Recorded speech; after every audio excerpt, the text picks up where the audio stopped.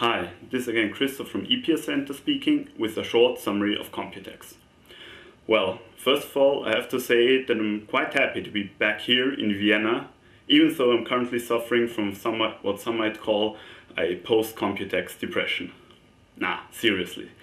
One of the things that annoyed me a bit last week was the enormous amounts of rain that were going on in Taipei. According to the Computex website, it was more than 350 millimeters of rain during the first 3 days of the show.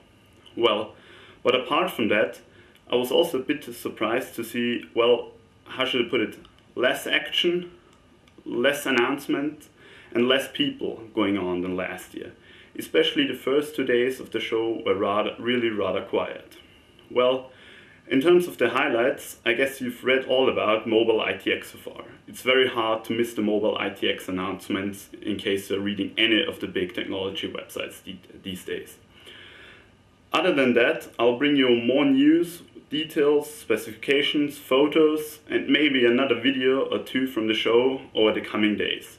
So this is really more of a quick conclusion and summary to see what we've all been up to this last week.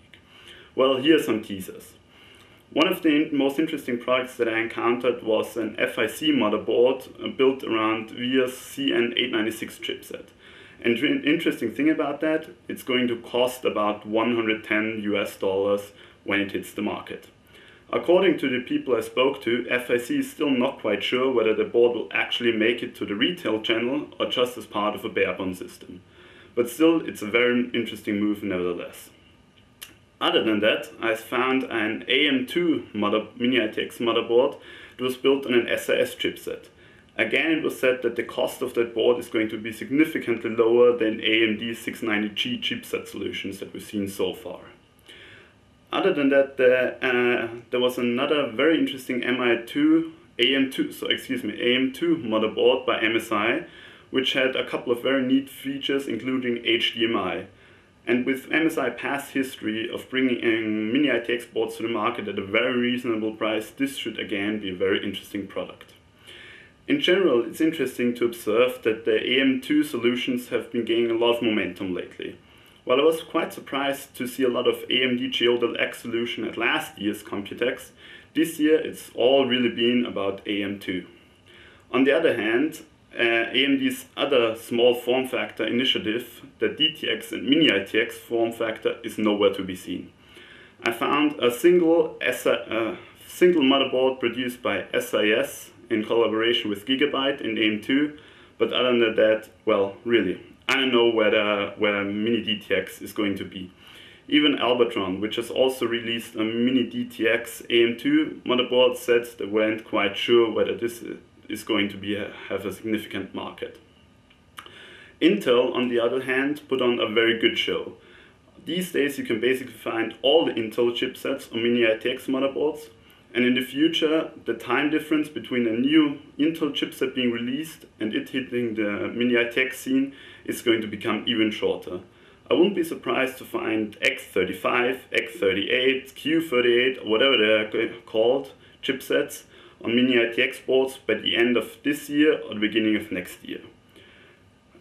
Another very interesting observation that I made is that Mini-ITX has really gone mainstream. These days it's simply not possible to find all the Mini-ITX motherboards at a show like Computex because so many companies are producing them. This is a very interesting move for two reasons. First of all, because the margins for the producers are certainly going down, which of course also means, due to the increased competition, the prices for the boards themselves are going down, which we can all agree on is probably a very good thing for us regular consumers and customers. On the other hand, an interesting trend that, basically results from more companies moving into the Mini-ITX market is that more and more of the more traditional companies like Commel, VIA and iBase are trying to move out of being just motherboard producers to providing complete solutions for applications. And this is, well, something that we're probably going to see more in the next couple of years, and I'm sure there will be a couple of very neat and interesting products to observe coming out of that.